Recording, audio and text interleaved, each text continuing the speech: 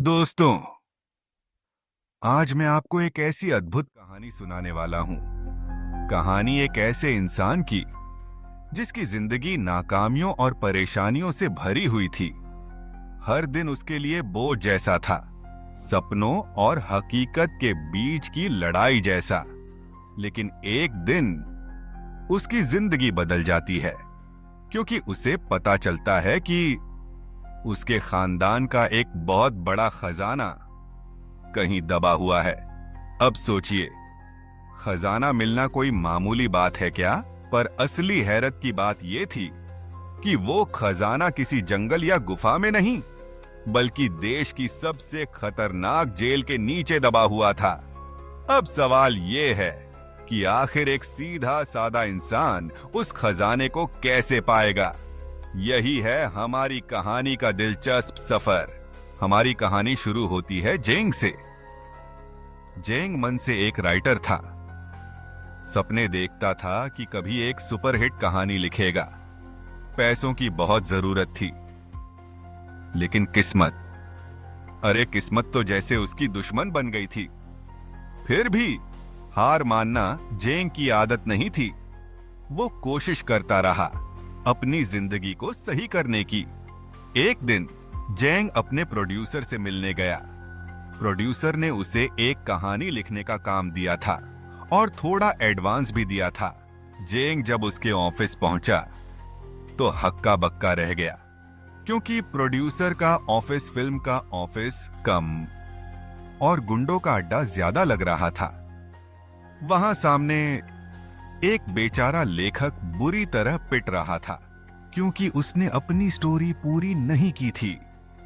ये देखकर जेंग का तो खून सूख गया, क्योंकि असलियत ये थी कि उसकी अपनी कहानी भी अभी तक शुरू नहीं हुई थी। डर के मारे जेंग हाथ जोड़ने लगा, माफी मांगी और 1 महीने का समय लेकर निकला। लेकिन प्रोड्यूसर ने उसे 4 दिन की ही मोहलत दी और धक्के मारकर बाहर फेंक दिया। अब बताइए, 1 महीने का काम अगर सिर्फ 4 दिन में करना पड़े तो कैसा लगेगा? जेंग बेचारा परेशान हो गया। लिखने बैठा तो कुछ भी नहीं लिख पाया। डायरी के पन्ने एक एक कर खराब होते गए। कहानी शुरू होना तो दूर, उसका पहला वाक्य ही लिखा नहीं जा रहा था।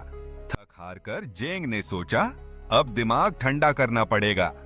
तो उसने फ्रिज से बियर निकाली और बैठ गया। तभी उसकी नजर एक पुराने पार्सल पर पड़ी। ये पार्सल उसके दादाजी का था, मरने से पहले छोड़ गए थे।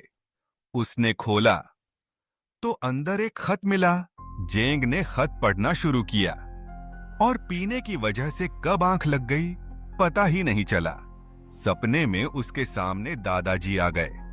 दादाजी ने कहा, जेंग, हमारे पुराने घर के नीचे अरबों का सोना दबा है, लेकिन मैं उसे निकाल नहीं पाया, क्योंकि उस घर को सरकार ने गिरा दिया और वहां जेल बना दी। जेंग की नींद टूटी तो उसने खत के साथ एक नक्शा देखा, और जब नक्शा ध्यान से देखा तो वह जेल के नक्शे से हूबहू मिलता था। यानी दादाजी सच कह गए थे। अब जेंग के सामने सबसे बड़ा सवाल था, जेल में जाएगा कैसे? जेंग अब तक बहुत सीधा साधा लड़का था। उसने आज तक किसी मच्छर तक को नहीं मारा था, लेकिन अब खजाने के लिए सब कुछ करना था। इसलिए उसने पड़ोसी का लैपटॉप चुराया और उसे बालकनी से नीचे फेंक दिया। पकड़ा गया और जेल में डाल दिया गया, जैसे उसने खुद चाहा था। अजीब है ना? जैसे ही जेंग जेल के अंदर पहुंचा, चारों तरफ कैदियों की भीड़ दिखी। कोई गुस्से में था, कोई हंसी ठिठोली कर रहा था। उसी वक्त एक कैदी अपना जन्मदिन मना रहा था। उसका नाम था क्रैब। जब क्रैब को पता चला कि उसकी बैरक में एक नया कैदी आया है जिसका नाम जेंग है, तो उसने तुरंत उसे गले लगा लिया, क्योंकि उसके सबसे अच्छे दोस्त का नाम भी जेंग था, जो अब इस दुनिया में नहीं था। क्रैब ने तय कर लिया कि वो इस नए जेंग की हमेशा रक्षा करेगा। जेल के दूसरे खतरनाक कैदियों से बचाएगा।